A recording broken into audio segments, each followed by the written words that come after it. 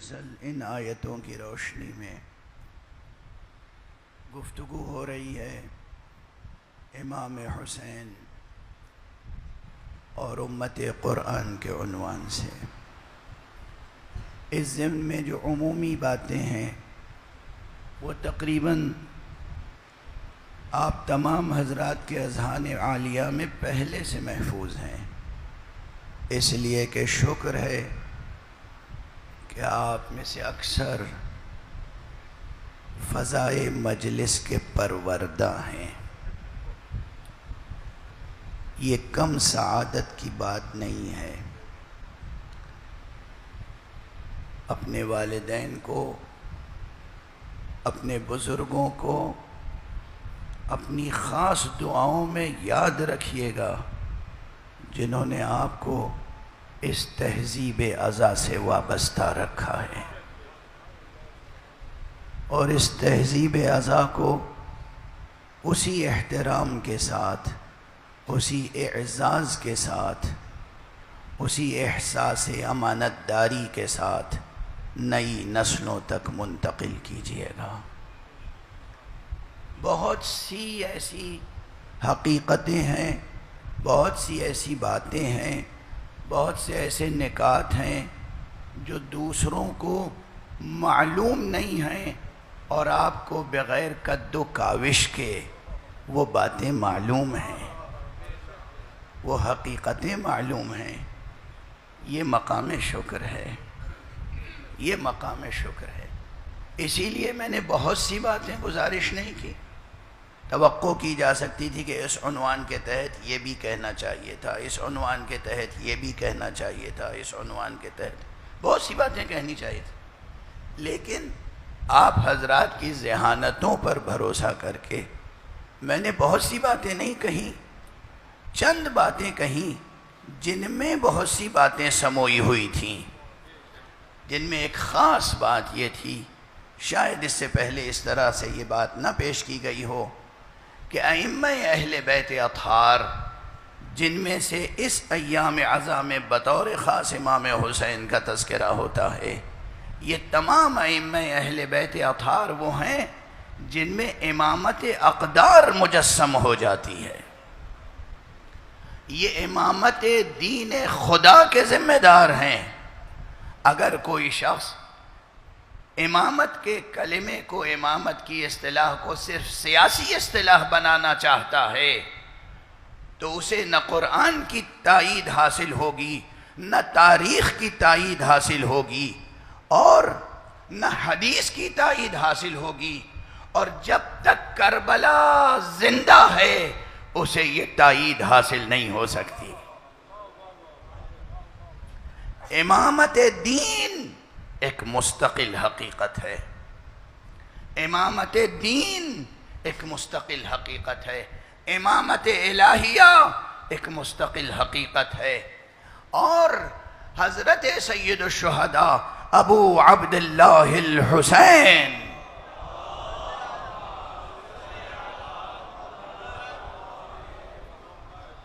علیہ السلام، اور یہ پورا سلسلہ امامت جو امیر المؤمنین سید الاولیاء یعصوب الدین امام المتقین علی ابن ابی طالب علیہ السلام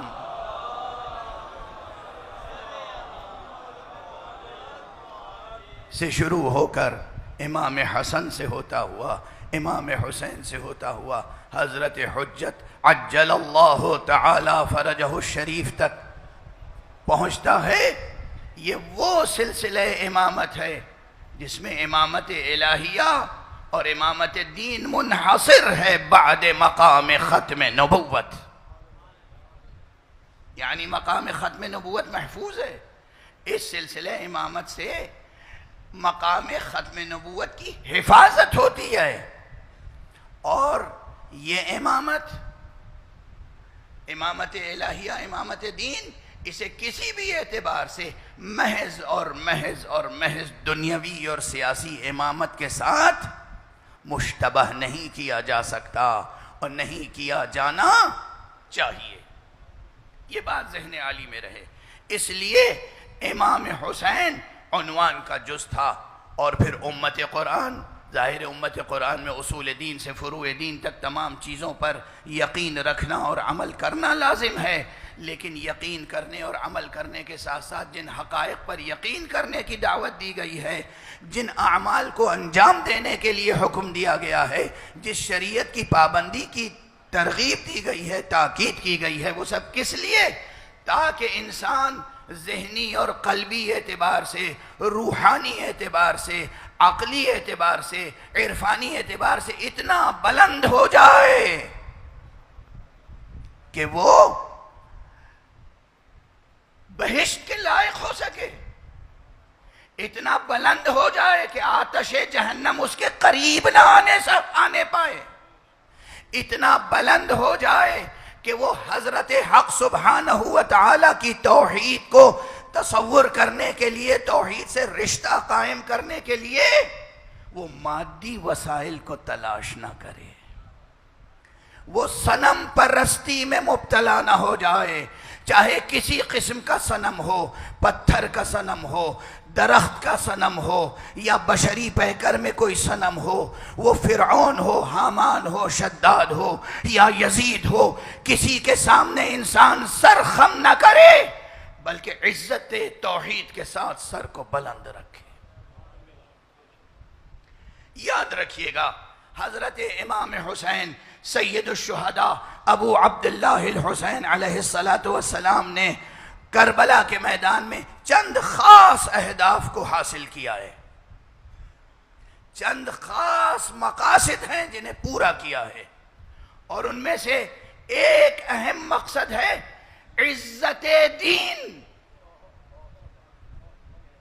جملہ بھولیے گا نہیں، عزت دین، عزت دین خدا، عزت دین مصطفیٰ صلی اللہ علیہ وآلہ وسلم۔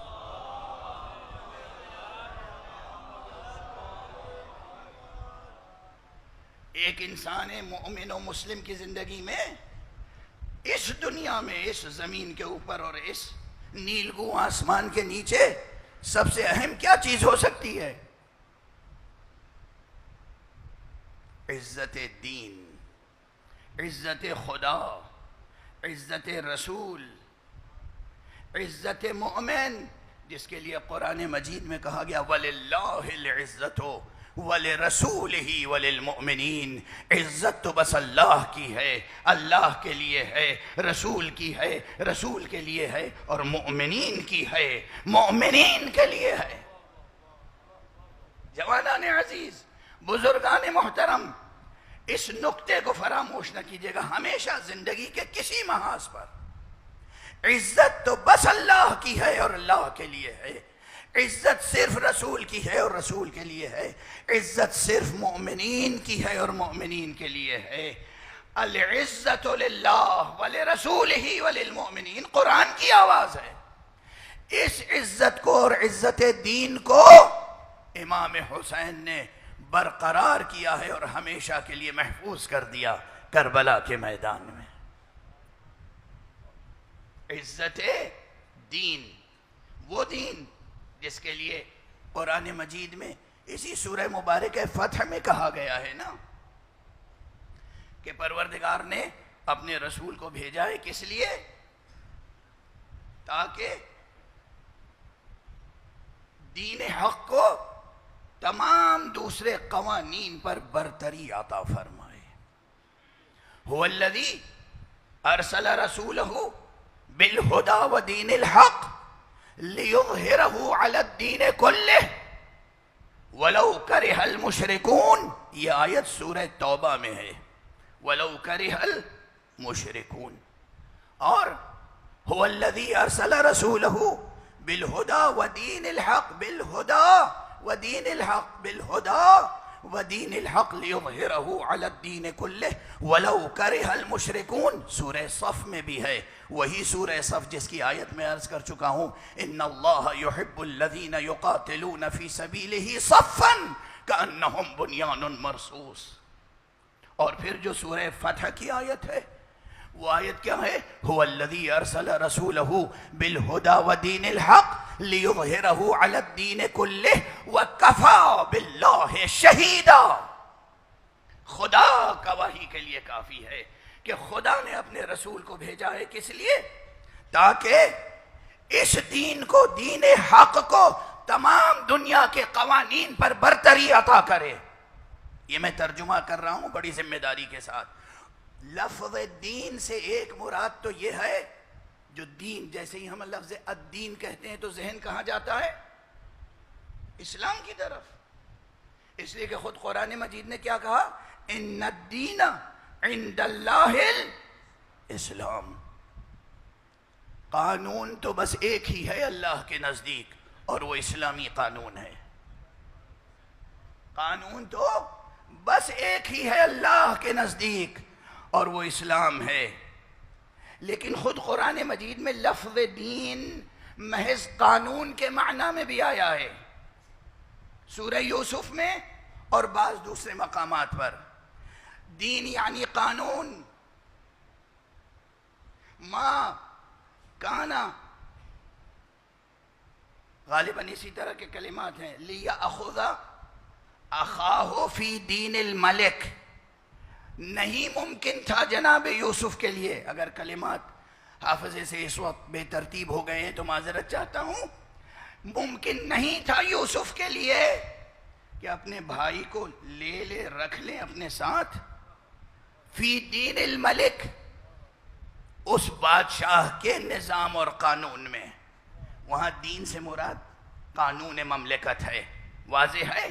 تو تمام دنیا کے قوانین پر برتری اللہ کے قانون کو حاصل ہے. اس برتری کو ثابت کیا ہے حسین نے کربلا میں. یہ ایک اہم مقصد ہے جو حاصل کیا ہے. یعنی پوری طاقت، پوری یزیدیت وقت کا طاغوت اپنی پوری فوجی طاقت کو استعمال کر کے بھی شکست کھا چکا ہے. حسین ہیں جو پرچم دین کو لے کر بلند ہوئے ہیں. اس پیغام کو آپ کو یاد رکھنا ہے. اس علم حسینی کو ہمیشہ بلند رکھنا ہے. اور آپ جانتے ہیں، میں جانتا ہوں، میں گواہ ہوں، آپ بلند رکھنے والے ہیں. خدا آپ کی زندگیوں میں برکتیں عطا فرمائے. میں نے اسی کراچی میں دیکھا ہے کس طریقے سے حملہ ہوا، بم بلاسٹ ہوا. ہمارے جوانوں کے، عزاداروں کے، مولا حسین کے نام لیواؤں اور نوحہ خانوں کے تکے تکے ہو گئے. بوٹیاں فضا میں بکھر گئیں مگر علم سر نگوں نہیں ہوا.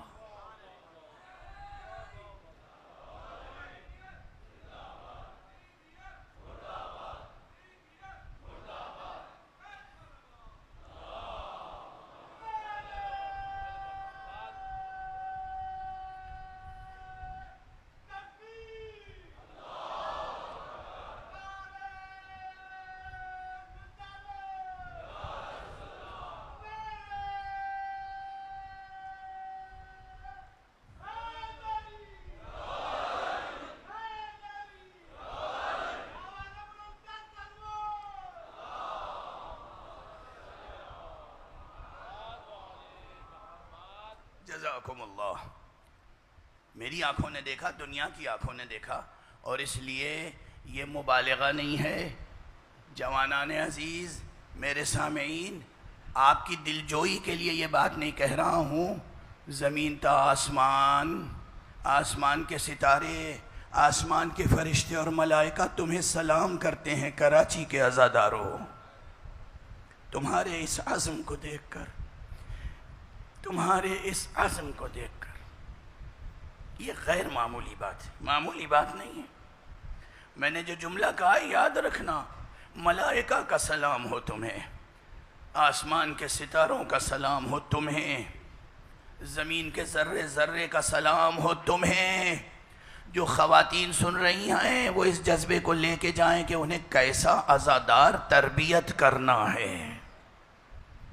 میں اس مجلس میں ذکر نہیں کرنا چاہتا تھا، مگر چونکہ میرے عزیز اور آپ کے عزیز نے ابھی اعلان کیا دانشگاہ حسینی کے قیام کا، امام حسین انٹرنیشنل یونیورسٹی، اس کے قیام کا تصور میرے ذہن میں اگر ہے تو صرف اس لیے تاکہ جو ہمارا عزادار معاشرہ ہے یہ زیادہ سے زیادہ منظم ہو سکے، مضبوط ہو سکے، عزاداری کی قدریں انحرافات سے بچیں اور واقعاً ان مقاصد کی پابند ہوں جو مقاصد خود آقا امام حسین کے تھے، جو آقا حسین کے مقاصد تھے، جو رسول اللہ کے مقاصد تھے، جو امیر المؤمنین علی ابن ابی طالب کے مقاصد اور اہداف تھے، جو قرآن کے اہداف اور مقاصد ہیں۔ میں زیادہ دیر گفتگو نہیں کر سکوں گا، میں چاہتا ہوں زیادہ سے زیادہ بچے تربیت پا کر اچھے سوز خان بنیں، زیادہ سے زیادہ بچے تربیت پا کر اچھے نوحہ خان بنیں، زیادہ سے زیادہ بچے تربیت پا کر آقا حسین کے اچھے سچے وفادار پیغام کو سمجھنے والے اور دنیا میں پیغام کو پہنچانے والے ذاکر بنیں، وہ خطابت باقی رہے اور وجود میں آئے جو پسندیدہ آل محمد ہے، وہ شاعری وجود میں آئے اور باقی رہے جو پسندیدہ آل محمد ہے۔ یہ امانت، یہ بھی دینی امانت ہے، اور اس کو شریعت سے، اس کو علماء دین سے، اس کو رہبری سے جدا نہیں ہونا چاہیے، اس کو ایک سمت میں بڑھنا ہے، امام حسین کے وارث حضرت قائم آل محمد کی طرف بڑھنا ہے۔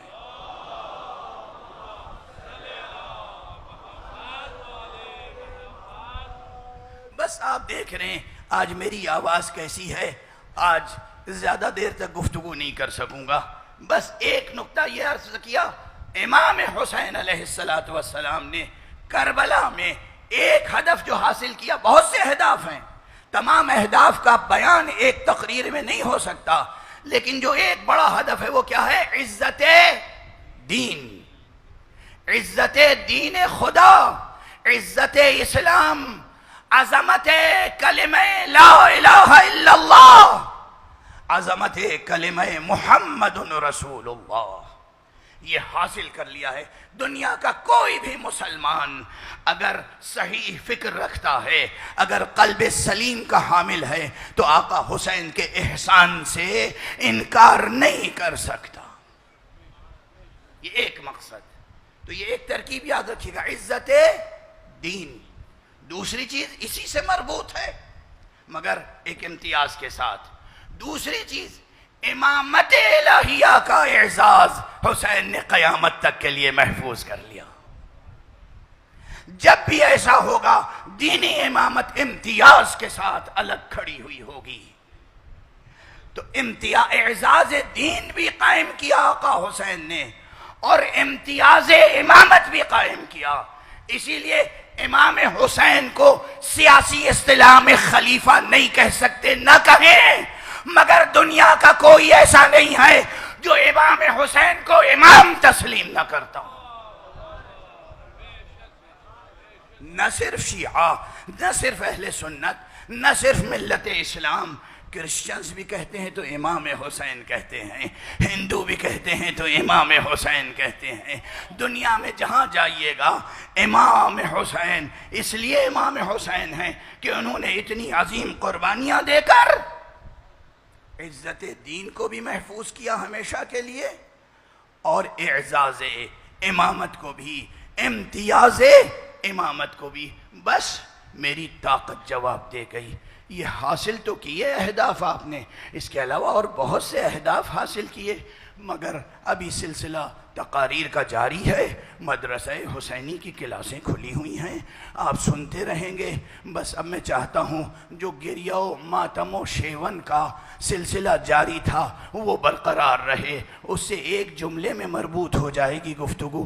آقا آپ نے بہت سے اہداف حاصل کیے مگر کتنی مصیبتیں بھی اٹھائی ہیں آپ،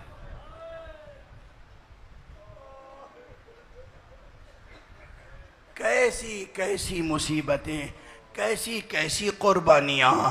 ارے پوری زندگی ائمہ کی قربانیوں سے بھری ہوئی نظر آتی ہے، مگر آقا حسین کی قربانی، تمام انبیاء کی زندگیاں قربانیوں سے لبریز نظر آتی ہیں، مگر آقا حسین کی قربانی، اور پھر خاص طور پر روز عاشور کی قربانی، صبح سے لے کر عصر عاشور تک جو آقا حسین نے قربانیاں دی ہیں، ایک ایک قربانی عظیم ترین قربانیوں میں شمار ہوتی ہے۔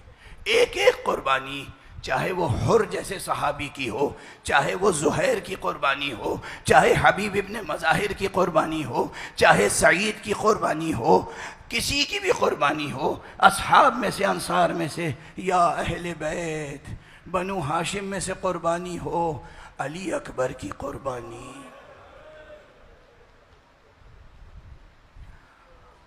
قاسم کی قربانی، اون و محمد کی قربانی، شیر خار بچے کی قربانی۔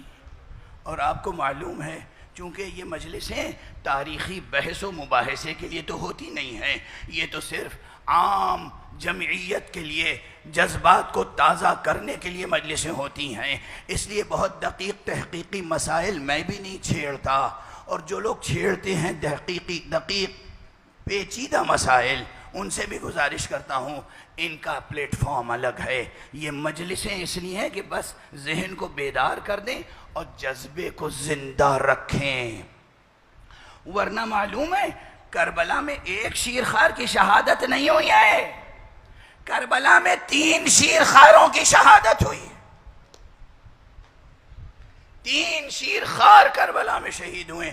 2 بچے آقا حسین کے ہیں، ایک وہ بچہ جو رجب میں جس کی ولادت ہوئی تھی، تقریباً 6 مہینے کا بچہ تھا، اور ایک بچہ وہ ہے جس کی روز عاشور ولادت ہوئی تھی، ایک بچہ وہ ہے جو آقا کے ہاتھوں پر میدان میں جا کر حرملہ کا تیرے سے شعبہ گلے پر کھا کر مسکرایا ہے، ایک بچہ وہ ہے جسے جب اطلاع دی گئی ولادت ہوئی ہے، آقا حسین میدان سے در خیمہ پر آئے، کہا لاؤ میں بچے کے کان میں اذان دے دوں، آقا حسین اذان دے رہے تھے، تیرے سے شعبہ پھر آیا اور وہ بچہ باپ کے ہاتھوں پر شہید ہو گیا۔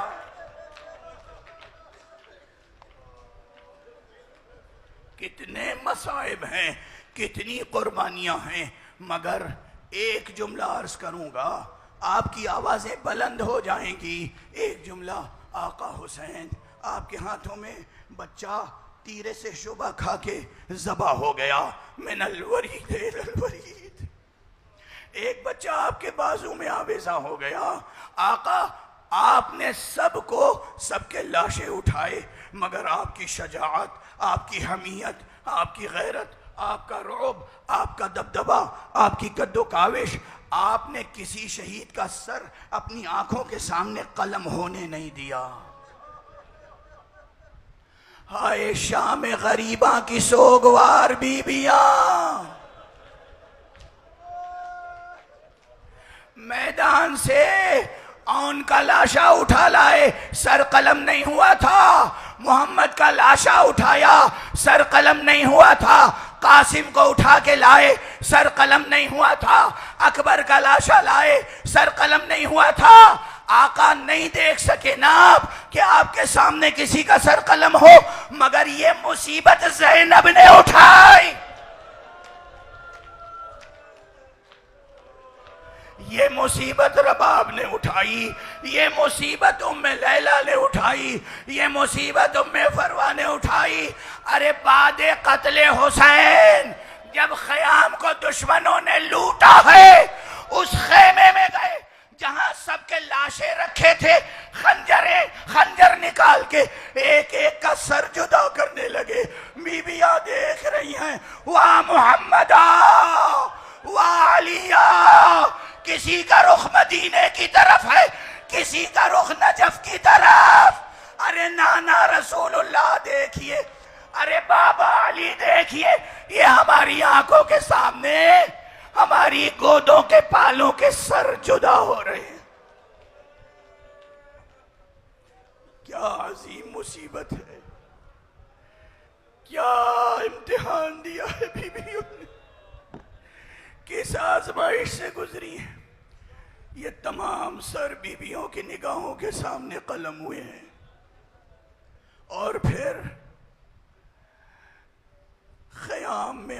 لگائی گئی، اور اس طرح آگ لگائی گئی تاکہ زیادہ سے زیادہ صدمہ پہنچے اور زیادہ سے زیادہ اذیت ہو۔ ایک خیمے میں آگ لگائی گئی، بیویاں دوسرے خیمے میں آ گئیں، پھر اس خیمے میں آگ لگا دی گئی، بیویاں تیسرے خیمے میں آئیں، پھر اس خیمے میں آگ لگائی گئی۔ جب ساری بیویاں اس خیمے میں آئیں جس میں جناب زین العابدین تھے، اجرکم علی اللہ، دشمنوں نے، ظالموں نے اس خیمے میں بھی آگ لگائی۔ اب ذرا دیکھنا اعزاز دین، ذرا دیکھنا حفاظت دین، ذرا دیکھنا احکام شریعت کی پابندی۔ خیمے میں آگ لگ رہی ہے، بیویاں نکل نہیں رہی ہیں، اس لیے کہ ایک حجت قائم کرنی ہے، ایک مثال قائم کرنی ہے۔ جناب زینب آگے بڑھی اور سید سجاد سے پوچھتی ہیں، بیٹا تم امام وقت ہو، بتاؤ جلتے ہوئے خیمے سے نکل جائیں یا جل کے مر جائیں؟ اجرکم علی اللہ، اجرکم علی اللہ۔ جناب سید سجاد نے آنکھیں کھولی اور ایک مرتبہ فرمایا، پھوپھی اماں، اس وقت حکم شریعت یہ ہے باہر جائیں، جان بچائیں۔ ابھی تو جان اس لیے بچانی ہے، شام تک پیغام لے کے جانا ہے، بابا کی قربانیوں کے فلسفے کو بیان کرنا ہے، اسرار کربلا بیان کرنے ہیں۔ جلتے ہوئے خیمے سے باہر نکل جائیں۔ بیویاں نکلیں اور سید سجاد بیمار ہیں، بستر پر ہیں۔ بیویاں تو نکل گئیں، لیکن دشمن راوی کہتا ہے میں جناب امیر المومنین کی بیٹی زینب کبریٰ کو دیکھ رہا تھا، مضطرب ہیں، پریشان ہیں، بار بار جلتے ہوئے خیمے کی طرف بڑھتی ہیں، پیچھے آ جاتی ہیں، بھڑکتے ہوئے شعلوں میں داخل ہونا چاہتی ہیں، پیچھے ہٹ جاتی ہیں۔ ایک مرتبہ آگے بڑھ کے میں نے پوچھا، آخر کون سی ایسی قیمتی شے ہے جس کے لیے آپ خود کو ہلاکت میں ڈالنا چاہتی ہیں؟ بی بی نے کوئی جواب نہیں دیا اور ایک مرتبہ بھڑکتے ہوئے شعلوں میں داخل ہوئی۔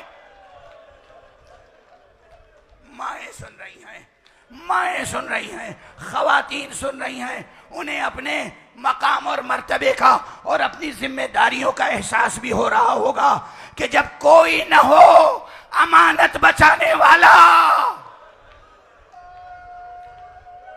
تو خواتین کیسے امانت بچا سکتی ہیں؟ زینب جلتے ہوئے خیمے میں بھڑکتے ہوئے شعلے میں داخل ہوئیں، اور اس کے بعد اب دیکھنے والے نے دیکھا خیمے سے نکلی تو دوش مبارک پر امام وقت علی ابن الحسین زین العابدین کو لے کر نکلی۔ سلام ہو اس کائنات کے ذرے ذرے کا زینب کبریٰ پر جنہوں نے شمع امامت کو گل ہونے سے بچایا ہے۔ یہ جناب زینب ہیں۔ ادھر سید سجاد کو خیمے سے باہر لائیں، کس کس طرح کس کس موقع پر بی بی جناب زینب نے امامت کا، دین کا، اسلام کا، قرآن کا پرچم بلند رکھا ہے۔ سر سے ردا چھن گئی مگر پرچم دین جھکنے نہیں دیا۔ وہ ہے جو شام غریباں جلے ہوئے خیموں کی راکھ پر مظلوموں کو صف بستہ کیے ہوئے ہے۔ ایک حق کی فوج ہے، خیمے جل گئے مگر منتشر نہیں ہوئی۔ یاد رکھنا یہ جملہ، عزیزان گرامی اور دنیا والوں کو بتانا، بعد قتل سرکار سید الشہداء وہ باطل کی فوج تھی جو منتشر ہوئی، حق کی فوج منتشر نہیں ہوئی۔ خیمے جل گئے مگر قدم نہیں لغزش میں آئے، قدموں کو لغزش نہیں ہے۔ بیویاں ہیں، چھوٹے چھوٹے بچوں کو جمع کر کے بی بی تلایا پھر رہی ہیں، اور سید سجاد پیشانی خاک پر رکھے ہوئے ذکر الہی کر رہے ہیں۔ قرآن مجید کی قسم، سورہ صافات کی قسم، آدم سے لے کر اور روز محشر تک آنے والے خدا کی تمام حجتوں کی قسم، ارے والتالیات ذکرہ کی تفسیر پوری نہیں ہو سکتی جب تک کہ سر حسین کی تلاوت اور سید سجاد کا ذکر نہ بیان کر دیا جائے۔ والتالیات ذکرہ، سید سجاد سجدے میں ہیں، لا الہ الا اللہ حقا حقا، لا الہ الا اللہ ایمانا و تصدیقا، لا الہ الا اللہ عبودیتا و رقا، پوری شام غریبہ ایک سجدے میں گزار دی۔ بس آخری فقرے عرض کر رہا ہوں، آخری فقرے، طاقت نہیں ہے اور میں بھی یہ چاہتا ہوں میں بھی ماتم میں شرکت کروں، میں بھی نوحے میں شرکت کروں۔ ماتم اور نوحے کی بڑی اہمیت ہے، بیان ہو گیا۔ یہ دل، یہ ذہن جو اشک عزا سے نم ہیں، یہ ایک ایک کلمے میں حقیقتوں کو جذب کر لیتے ہیں، یہ خوب جانتے ہیں دین کیا ہے، اسلام کیا ہے۔ ہاں بس دو فقرے عرض کر رہا ہوں۔ سید سجاد سجدے میں ہیں، بی بی تلایا پھر رہی ہیں، تلایا پھرتے پھرتے ایک مرتبہ جیسے بی بی کی آنکھوں سے پردہ اٹھ گیا، دیکھا کوئی گھوڑے سوار ہے، کوئی شہ سوار ہے جو بی بی کے سامنے بڑھ رہا ہے۔ یہ بہت مشہور روایت ہے، آپ سنتے رہتے ہیں، نوحہ خانوں سے سنتے ہیں، ذاکروں سے سنتے ہیں، مجھ سے حجت سن لیجئے۔ آج جو ذاکر ممبر پہ آتا ہے سر پہ امامہ نہیں ہوتا۔ کیوں نہیں ہوتا؟ کوئی رسم ہے صرف، یہ کوئی رسم ہے صرف۔ جناب ام سلمہ گواہ ہیں اور جناب ابن عباس دونوں گواہ ہیں، دونوں سے روایتیں کتب اہل اسلام میں موجود ہیں، کتب علماء اہل سنت میں موجود ہیں۔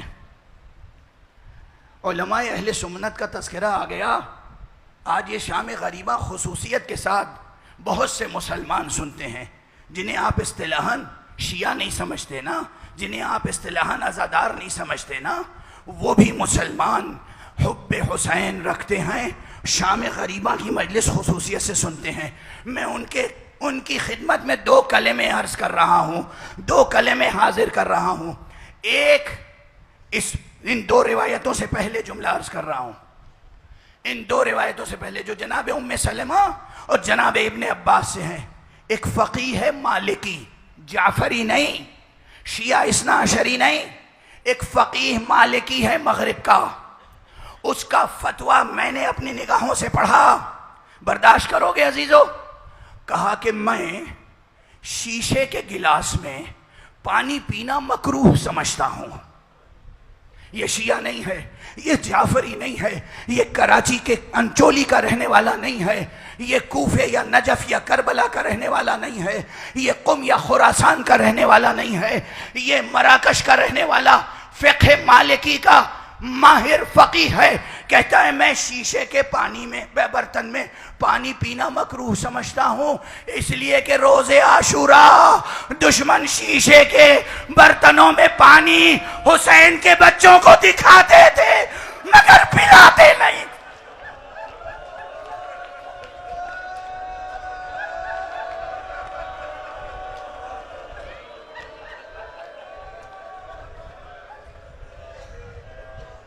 شیشے کے گلاسوں میں، شیشے کے برتنوں میں پانی لیتے تھے، بچوں کو دکھاتے تھے، خود پیتے تھے، اپنے جانوروں کو پلاتے تھے، زمین پر ڈال دیتے تھے اور بچے الاتش کی صدا بلند کر چکے تھے۔ اجرکم علی اللہ۔ یہی علماء سنت نقل کرتے ہیں کہ روز عاشوراء حضرت ابن عباس نے بھی خواب میں دیکھا، روز عاشوراء جناب ام سلمہ نے خواب میں دیکھا، رسول اللہ کو دیکھا کس عالم میں؟ رسول اللہ کے سر پہ امامہ نہیں تھا، سر برہنا، پا برہنا، زلفوں پر غبار، محاسن میں غبار۔ اور ایک مرتبہ جناب ام سلمہ نے پوچھا یا رسول اللہ یہ آپ کو کس حالت میں دیکھ رہی ہوں؟ جناب رسالت میں آپ نے کہا ام سلمہ میں کربلا سے آ رہا ہوں.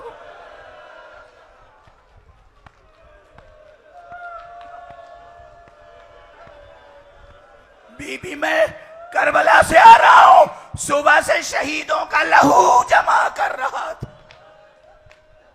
میں حسین کے لیے، اصحاب حسین کے لیے لحد بنا رہا تھا.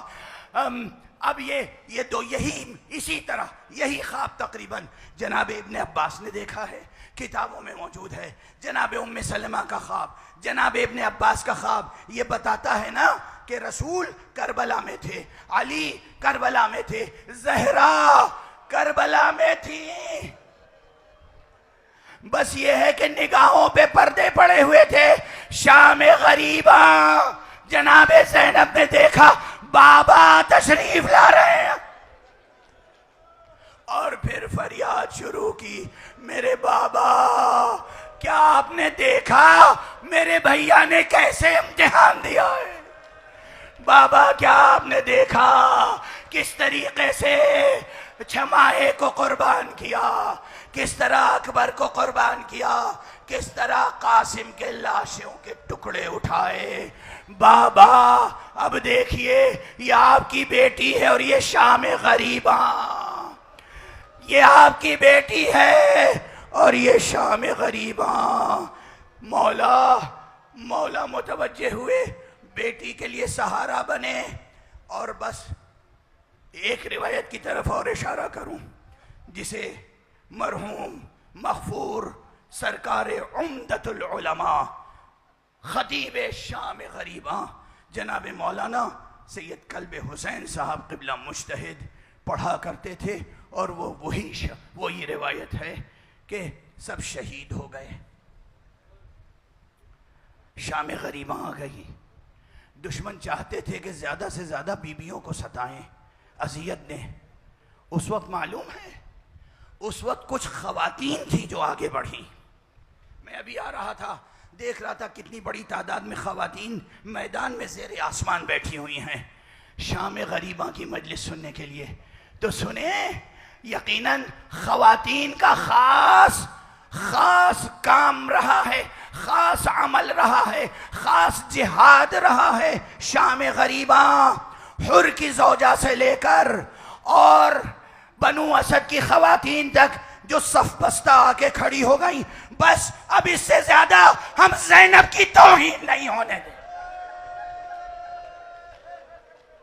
بس اب اس سے زیادہ خانوادہ رسالت کی خواتین کی توہین نہیں ہونے دیں گے. اور ان کے ہاتھوں میں کسی کے ہاتھ میں پانی تھا، کسی کے ہاتھ میں تھوڑی سی غذا تھی، لے کے آئے ضرور، مگر روایت یہ نہیں بتاتی کہ کسی نے پیا ہو.